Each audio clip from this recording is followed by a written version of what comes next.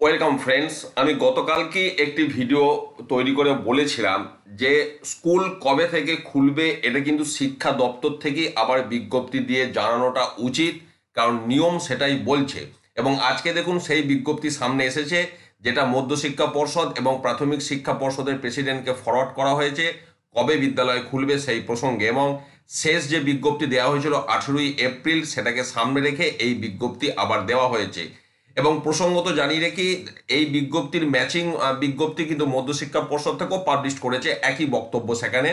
এবং যেটা বলা হচ্ছে, বিদ্যালয়ের শিক্ষক এবং শিক্ষাকর্মীদের জন্য স্কুল খুলে যাচ্ছে 3 জুন 2024 থেকেই, এটা এখানে পরিষ্কার বলে দেওয়া হলো। অর্থাৎ শিক্ষক এবং শিক্ষাকর্মীদের বিদ্যালয়ে যেতে হবে 3 জুন থেকে, কিন্তু subject to the directions issued by the concern election authorities as the case may be. অর্থাৎ ইলেকশন অথরিটি থেকে যদি কোনো নির্দেশ দেওয়া থাকে সেটা বাদ দিয়ে বা তেমন যদি কোনো নির্দেশিকা না থাকে, তাহলে 3 জুন থেকেই বিদ্যালয়ে যেতে হবে। এবার দেখা গেল কোথাও সেন্টার ফোর্স আছে বা নির্বাচন কমিশনের আলাদা কোনো নির্দেশ রয়েছে, তো সেই বিষয় যদি থাকে তাহলে সেক্ষেত্রে আলাদা।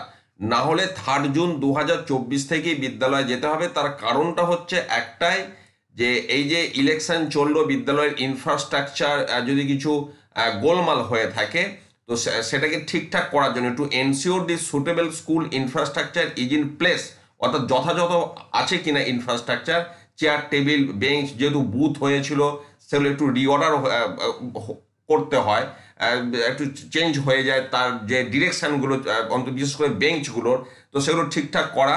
এবং আশা করা হচ্ছে এই যে আমরা ইনফ্রাস্ট্রাকচার ঠিকঠাক করার বিষয়টা 9 জুন 2024 মধ্যে কমপ্লিট হয়ে যাবে।